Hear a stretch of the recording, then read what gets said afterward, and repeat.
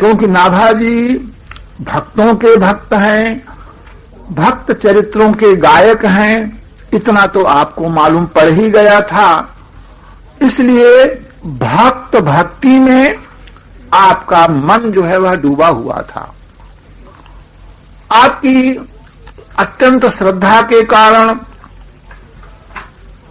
और प्रसाद लेने के लिए आपका मन लालायित हुआ, पंगत में बैठ गए। पंगत में जाने पर सामान्य लोग जो होते हैं उनको यह इच्छा रहती है कि हमको बैठने के लिए बढ़िया जगह दी जाए, अच्छी जगह हमको बैठने के लिए दी जाए, आसन दिया जाए। कुछ आचार विचार का भी ध्यान रहता है, लेकिन भगवान के भक्तों के मन में यह ध्यान नहीं रहता है। ऊंचो कुल आचार अनादर देख ध्यान नहीं लावे, बैठ जाते हैं, जहां भी जगह मिल गई वहीं बैठ जाया करते हैं। काशी जी में एक भंडारा हुआ और उस भंडारे में भंडारा करने वाले सज्जन का मन था कि गौरांग महाप्रभु को और प्रकाशानंद जी को मिला दें, क्योंकि परस्पर ये मिलने वाले नहीं। प्रकाशानंद बहुत बड़े सन्यासी महात्मा आचार्य हैं, ज्ञानी हैं, बहुतों के गुरु हैं, ये महाप्रभु के पास जा नहीं सकते और महाप्रभु को क्या प्रयोजन, वो तो प्रेम में अपने निमग्न रहते हैं। इसलिए समष्टि भिक्षा की, सभी महात्मा सन्यासियों को निमंत्रण दिया, प्रकाशानंद को बुलाया गया। बड़ा ऊंचा सुंदर सिंहासन लगा, सिंहासन पर श्री प्रकाशानंद जी विराजमान हैं। उनके समीप उनके बहुत से शिष्यगण दंड लिए हुए चारों ओर बैठे हैं, बड़ी सुंदर शोभा हो रही है। इसी बीच वे भंडारा करने वाले सज्जन महाप्रभु को बुला करके लाए। महाप्रभु जी वहां पर पधारे तो महाप्रभु प्रवेश करने के बाद भीड़ भाड़ थी, बहुत से संत महात्मा बैठे हुए, भीड़ है।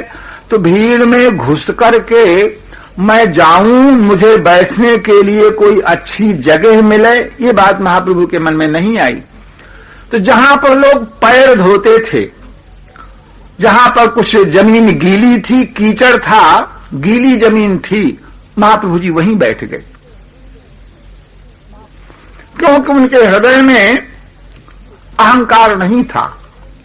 महाराज जिसके हाथ में दंड रहता है उस सन्यासी को आप कहें कि यहां बैठ जाओ, नहीं बैठ सकता, क्योंकि दंड हाथ में है। तखत के बिछाए बिना तखत पर वह बैठेगा, आसन के ऊपर बैठेगा, सिंहासन पर बैठेगा, नीचे जमीन में नहीं बैठ सकता है। वो दंडी सन्यासियों को अपने दंड का, अपने स्वरूप का ऐसा गौरव रहता है, वह उनके लिए ठीक है। मैं नहीं कहता हूं कि वह अनुचित है, वह गौरव उनके लिए ठीक है। बैठने के लिए उनको सिंहासन चाहिए, तखत चाहिए। सन्यासी दंडी को आप नीचे बैठने के लिए कहे, उसे बैठने में संकोच होगा, वो नहीं बैठेगा। सिंहासन पर सब बैठे हुए थे। ऊंचे सिंहासन पर प्रकाशानंद जी थे, दूसरे सन्यासी सब दूसरे तख्तों पर बैठे हुए थे। और महाप्रभु जी वहां जब पहुंचे, अत्यंत देदीप्यमान चमकता हुआ उनका शरीर, लेकिन उस गीली भूमि में वहीं नीचे बैठ गए।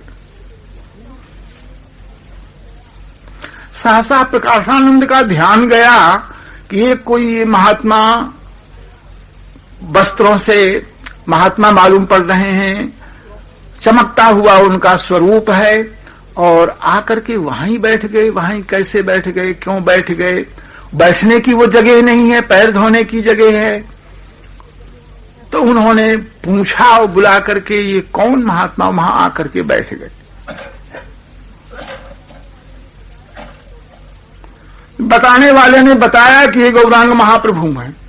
और इतना सुनते ही प्रकाशानंद का जो सारा अहंकार बह गया, क्योंकि उनके संबंध में उनकी बात चर्चा तो सुन चुके थे कि इतने बड़े महापुरुष हैं, इतने ज्ञानी हैं, ऐसे विद्वान हैं, ऐसे प्रेमी हैं,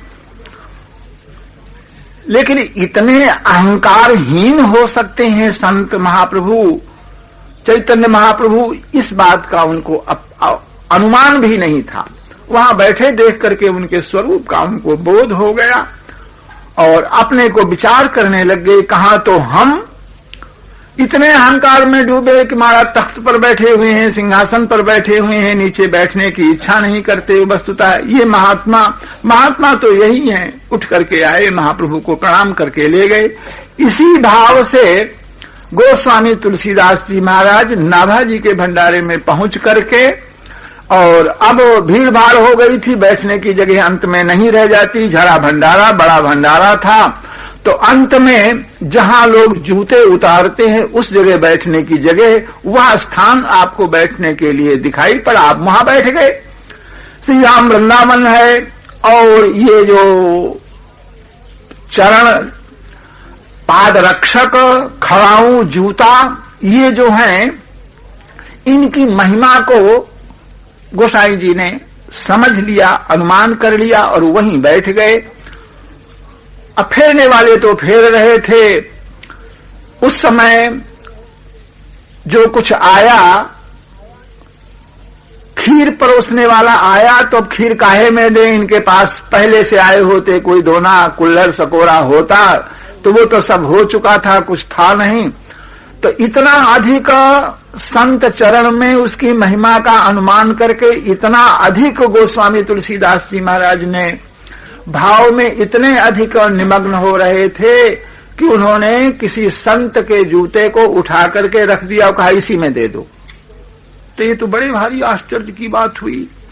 सामान्यतया फेरने वाले जो गोसाई जी के स्वरूप को नहीं समझते, संत के स्वरूप को नहीं समझते, उनको तो ये अच्छा नहीं लगा। अरे ऐसा कैसा साधु बताओ जूते में खीर लेना चाहता है। थोड़ा कोलाहल हो गया। गोस्वामी श्री नाभाजी महाराज आ गए, और जब उन्होंने यह देखा कि संत की जूती में खीर लेने के लिए तैयार हो गए, महाराज ऐसा कैसे, तो उस समय गोस्वामी तुलसीदास जी ने संत चरण की, संत चरण रज की और संत के पाद रक्षक जूती की, खड़ाऊ की महिमा का आपने एक संक्षिप्त वर्णन किया, जिसे सब लोगों ने सुना समझा। भगवान के, क्योंकि संत चरण की जो जूती होती है वह निरंतर चरण की रक्षा करती है, इसलिए उसका बड़ा महत्व है। पुनः संत चरण की धूली उसमें भरी रहती है, इसलिए बड़ा महत्व है। और पुनः वह ब्रज रज की जो धूली, ब्रज रज, उसमें भी नित्य उसका स्नान होता रहता है, उसका भी बड़ा भारी महत्व। कहते हैं कि बाबा रामकृष्ण दास का भंडारा हो रहा था, तो उसमें जिस भंडारा दिया था जिस गोपी ने, वह पीछे से आई और उसने देखा बूरा रखा हुआ है। अरे महाराज तुमने सब कुछ फेंक दिया, बूरा तो तुमने फेरा ही नहीं। मारे आवेश में जूता पहने हुए पंगत में घुस गई और फेरने लग गई सबको। तो उस समय बाबा ने देखा कि साधु उठ जाएंगे, तो झट सबको सावधान किया, खबरदार कोई उठेगा नहीं, सब लोग बैठे रहोगे। क्योंकि वो जानते थे कि ये गोपी प्रेम भाव में आ गई है, उसके प्रेम को देख करके, नहीं तो जूता पहन करके कोई चला जाए और साधु भोजन करे, नहीं हो सकता है। लेकिन महात्मा के कहने से सब लोग बैठे रह गए। किसी गोपी ने, ब्रज में आते हैं लोग, तो रोटी साफी में बांध लिया, सिर पर रख लिया, चलने लग गए। और चलते चलते महाराज गोवर्धन की परिक्रमा को जा रहे हैं, पैर में जूती अच्छी नहीं लगती है, तो जूती को खोल करके सिर पर रख देते हैं। सिर पर रोटी है, उन रोटियों के ऊपर जो है सो जूती रखी भाई। इस तरह की प्रथा ब्रज में है। गोस्वामी जी के मुख से संत चरण की, पादुकाओं की, जूतियों की महिमा को सुना। जूतियों की महिमा के संबंध में दक्षिण की एक कथा प्रसिद्ध है। दक्षिण के आचार्य थे, रामानुज संप्रदाय के बहुत बड़े महान आचार्य थे। उनकी पधरावनी होनी थी। पालकी में बैठ करके सैकड़ों भक्त साथ में थे, बाजा गाजा के साथ, और एक भक्त के घर को जा रहे थे, वहां पधरावनी होगी। इसी बीच कुछ दुष्टों ने उनका अपमान करने का विचार किया। तो जैसे ही उनकी सवारी आई, उस बड़ी जल्दी के साथ जिधर से सवारी निकलनी है उस तरफ बहुत से जूतों की बंधनवार तैयार कर रखी थी, और झट बंधनवार को लगा दिया। अर्थात इनके नीचे होकर के निकलो। अपमान करना था उनको। जूतों की, फूलों की, आम के पत्तों की बंधनवार बांधी जाती है और जूतों की बंधनवार बांध दी गई। ये देख करके जितने साथी लोग थे सब लोग उत्तेजित हो गए, सबको बड़ा भारी क्रोध आया और उन विरोधियों को मार पीट करके उनको शिक्षा देना चाहते थे। आचार्य पाद ने उन सबको कुपित देख करके सबको सावधान किया, बिल्कुल शांत हो जाओ, शांत, मैं कहता हूं सो सुनो, मैं कहता हूं सो सुनो। दूसरा, इस बंधनवार को खोलने का उपाय मत करो, जिन्होंने बांधा है उनका तिरस्कार मत करो, मैं जो कहता हूं उसको सुनो। तो सब लोग सावधान होकर के हाथ जोड़कर खड़े हो गए। क्या कहते हो महाराज, कहो आप। महाराज की बात सुनने के लिए सब लोग खड़े हो गए, सावधान होकर, मौन होकर के। उस समय आचार्य ने कहा कि कर्मावलंबका केचित ज्ञानावलंबका, वयम तो हरिदासानाम पादत्राणावलंबका। देखो, इस संसार में बहुत से साधक हैं, तो बहुत से साधकों को अपने कर्म का अहंकार रहता है। उनके मन में विश्वास है कि मैं जिन कर्मों को कर रहा हूं, इन कर्मों के फलस्वरूप भवसागर से मैं पार जाऊंगा, कर्मों का फल हमको संसार सागर से पार कर देगा। वे कर्म का अवलंबन लेने वाले कर्मयोगी होते हैं। कर्मावलंबका केचित, और केचित ज्ञानावलंबका, कुछ ऐसे ज्ञानी लोग होते हैं जिनको अपने ज्ञान का सहारा रहता है कि हमने जीव का ब्रह्म का स्वरूप समझ लिया है, हम ज्ञानी हैं, और ज्ञानी के लिए भवसागर नाम की कोई चीज नहीं रह जाती है। हम अपने ज्ञान के आश्रित भवसागर से पार जाएंगे, मोक्ष को प्राप्त कर लेंगे। तो केचित ज्ञानावलंबका है। लेकिन आचार्य कहते हैं, वयम तो, हमको न तो अपने कर्म का भरोसा है और न हमको अपने ज्ञान का भरोसा है। वयम तो, हम लोग जो हैं, वयम तो हरिदासा नाम, जो भगवान के भक्त हैं, उन भगवान के भक्तों के चरण के जो ये पाद रक्षक जो जूते हैं, हमको तो इन्हीं का भरोसा है। वयम तो हरिदासा नाम पादत्राणावलंबका, हमको अपने कर्म का, ज्ञान का भरोसा नहीं। हम इन भक्तों के चरणों के आश्रित रह करके, इनकी चरण धूलि के प्रताप से और इनके जो जूते हैं इन्हीं की प्रताप से, इन्हीं का आश्रय लेकर के भले हमारा कल्याण हो जाए, मुझे दूसरा कोई भरोसा नहीं। पादत्राणावलंबका, यह सुनकर के भक्त लोग जो अनुकूल थे, उनके मन में तो बहुत बड़ी प्रसन्नता हुई। और सबसे बड़ा कौन? भगवान का भक्त सबसे बड़ा नहीं, सबसे बड़ा भक्त का भक्त लोगों ने देखा कि आचार्य और वैष्णवों के, साधुओं के चरणों में और उनकी जूतियों में कितनी श्रद्धा रखते हैं। उनका हृदय जो है वह द्रवीभूत हो गया। और दुष्ट लोगों ने जब यह बात सुनी कि मैं तो तिरस्कार करने के लिए, अपमान करने के लिए हम यह सब किया था और इनका सद्भाव कितना सुंदर है, उनके ऊपर सैकड़ों घड़े पानी पड़ गया, लज्जित हो गए और उन्होंने झट जल्दी किया। आप तो कहते थे नहीं, इसको बना ही रहने दो, लेकिन उसको खोल करके उनके चरणों में जितने विरोधी थे, दुष्ट द्वेषी थे, सब अनुकूल हो गए आचार्य के चरणों में। सब लोगों ने प्रणाम किया। वयम तो हरिदासा नाम पादत्राणावलंबका, मोरे शरण राम की पनही। राम की पनही, इसमें बड़ा भारी दैन्य है। इतनी मेरी योग्यता नहीं है कि मैं भगवान की शरण में चला जाऊं, राम जी की शरण में चला जाऊं, इतनी तो योग्यता नहीं है।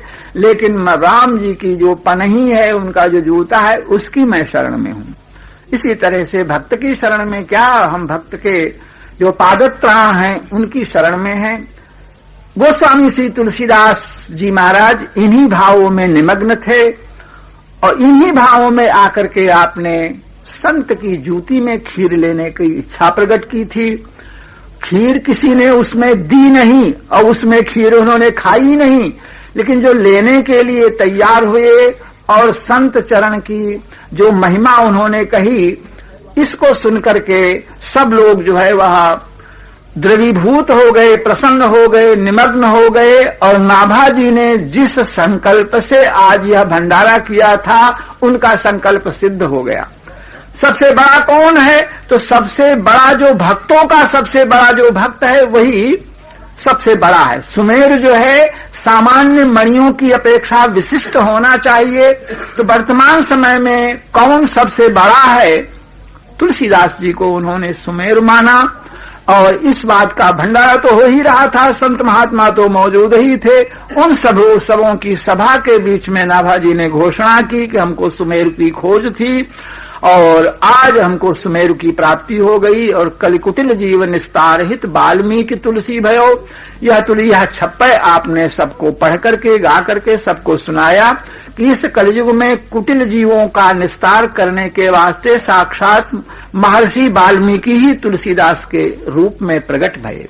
त्रेता काव्य निबंध, त्रेता में इन्होंने 24,000 काव्य का निबंध किया और 100 करोड़ रामायण वाल्मीकि के द्वारा 100 करोड़ रामायण कही जाती है। शतकोटि रामायण, शतकोटि अपारा, 100 करोड़ रामायण हुई। अब उनका फिर विभाजन किया गया, 3 हिस्से किए गए। 3 से भाग देते देते 2 अक्षर बचे, उसको शंकर जी ने लिया। ये बात रामायणी लोग कहा करते हैं। वही वाल्मीकि और कलयुग में प्रकट होकर के यहाँ तुलसीदास के रूप में प्रकट होकर के इन्होंने कलिकुटिल जीवों के निस्तार के लिए संकल्प किया।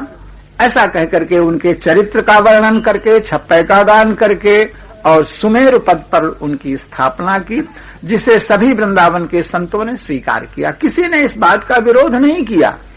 सब लोगों ने स्वीकार किया कि हाँ यह ठीक है, हर प्रकार से ठीक है। इस तरह का भाव जैसा इन्होंने प्रकट किया, संत में हम लोगों को भाव ऐसा कहाँ आ सकता है। सब लोगों ने एक स्वर से उनको सुमेरु माना। इस तरह भक्तमाल की रचना हुई और सुमेरु का जो है वह निर्णय हुआ। आरंभ में श्री नाभाजी महाराज ने भक्तमाल ग्रंथ के आरंभ में सबसे पहला जो छंद कहा, उस छंद में भगवान के 24 अवतारों का नाम लिया गया एक ही छंद में। जय जय मीन बराह कमठ नर हरि बलि बामन, परशुराम रघुवीर कृष्ण कीरति जग पावन, बुद्ध कल की अरु व्यास पृथु हरिहंस मनवंतर, यज्ञ ऋषभ है ग्रीव ध्रुव बरदैन धनवंतर, बद्रीपति दत्त कपिल देव सनकादिक करुणा करो, 24 रूप लीला रुचिर श्री अग्रदास उर पद धरो। अग्रदास की इसमें छाप है। इस छाप को देख करके बहुत से लोग यह भी अनुमान करते हैं कि यह छप्पय छंद अग्रदेवाचार्य का ही है। कुछ लोग कहते हैं कि नहीं, नाभाजी ने इस छप्पय छंद में अपने गुरुदेव भगवान का 24 अवतारों का नाम लेकर के और गुरुदेव भगवान का नाम लेकर के, पद उर धरो, हमारे हृदय में इनके चरण स्थापित हों, अपने चरणों को मेरे हृदय में ये स्थापित करें। मैं चरणों का ध्यान तो नहीं कर पाऊंगा, लेकिन ये भगवान और ये गुरुदेव और मेरे हृदय में अपने चरणों को स्थापित करें, चरणों को स्थापित करें। चरणों का ध्यान भक्त लोग करते हैं, लेकिन भक्त के द्वारा किया हुआ ध्यान जरा सी असावधानी से छूट जाता है, चरण हृदय में नहीं रह जाते हैं। तो भगवान क्या करते हैं? भागवत में लिखा हुआ है कि स्मरताम हृदय विन्यस्य विद्धम दंटक कंटकैः स्वपाद पल्लवम रामः धामद ज्योतिरगात् ततः। भगवान श्री राम ने क्या किया?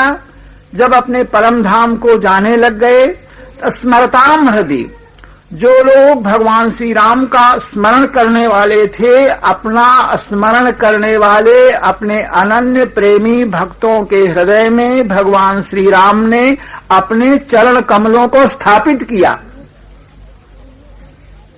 स्मरताम हृदय विन्यस्य, विन्यस्य का अर्थ होता है स्थापयित्वा। भगवान श्री राम ने अपने भक्तों के हृदय में, स्मरण करने वालों के हृदय में अपने श्री चरण कमल भक्तों के हृदय में स्थापित किए। अग्रदास कहते हैं कि अग्रदास पद उर्धरो, 24 अवतार भगवान के चरण कमल और गुरुदेव के चरण कमल, ये मेरे हृदय में भगवान गुरुदेव भगवान स्थापित करें, भगवान अपने चरणों को मेरे हृदय में स्थापित करें। आप कहेंगे कि कौन से चरण कमल? जानकी कर सरोज लालित चरण कमल नहीं।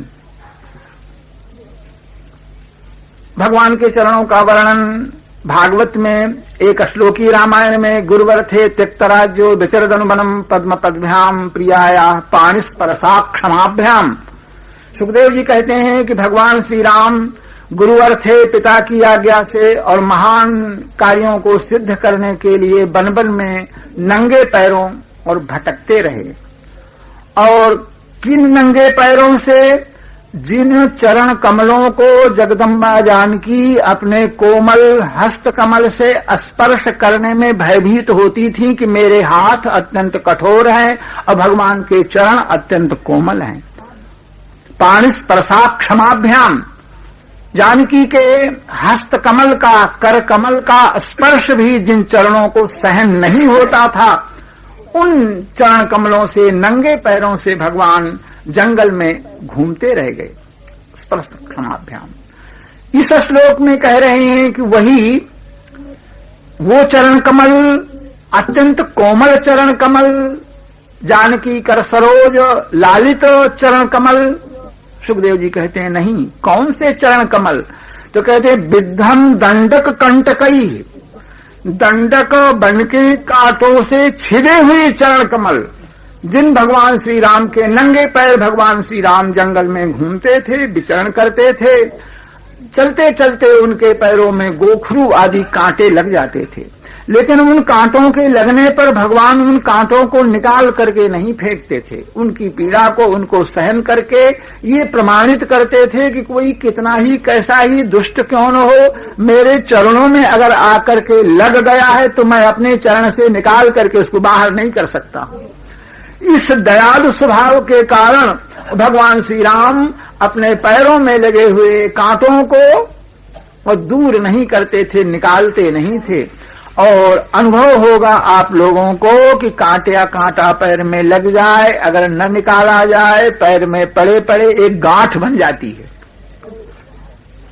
गरिष्ठ उसको कहते हैं। तो वह जिन भगवान श्री राम के चरणों में अनेक कांटों के लगने से अनेक ग्रंथियां गांठें पड़ गई थीं, ऐसे चरण कमलों को भगवान श्री राम अपने भक्तों के हृदय में स्थापित करके अपने धाम को गए।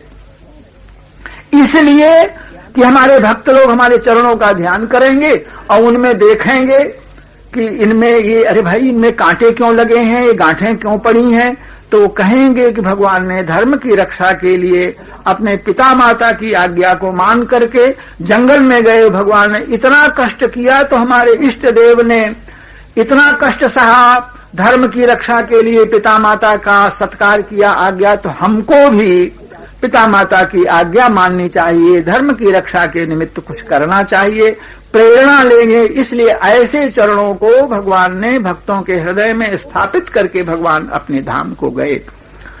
नाभाजी महाराज 24 अवतार भगवान के चरणों से, भगवान से प्रार्थना करते हैं, गुरुदेव से प्रार्थना करते हैं, आपके चरणों का मैं ध्यान करूं तो मेरे बस की कहाँ है, आप अपने चरण कमलों को मेरे हृदय में स्थापित करो, जैसे राम जी ने स्थापित किया।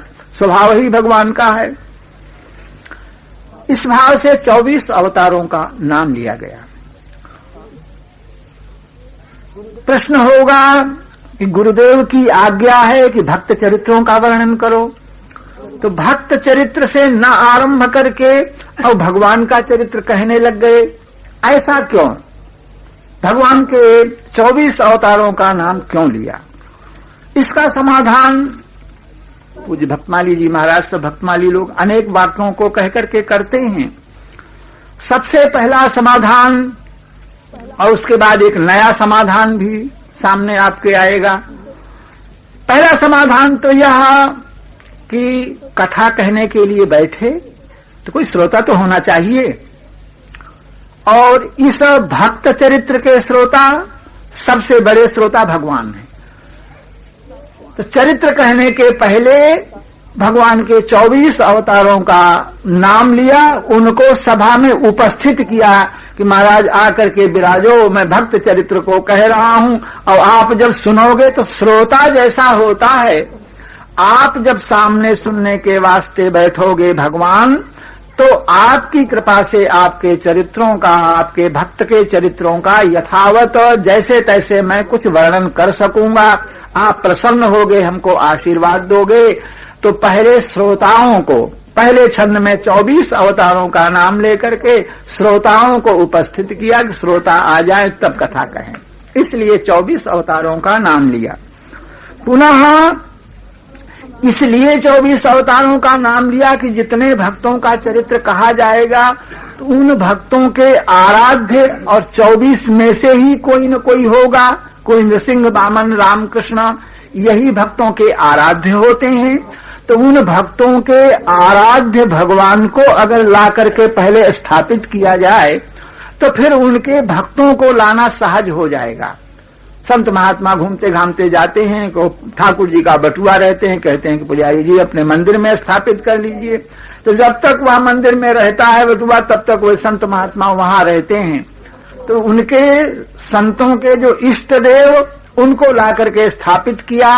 अब जिस संत का ध्यान करेंगे सहज रूप से ही वे संत महात्मा आकर के मेरे हृदय में अपने चरित्र को प्रकट करेंगे। इसलिए 24 अवतारों का वर्णन, उनका नाम पहले लिया गया।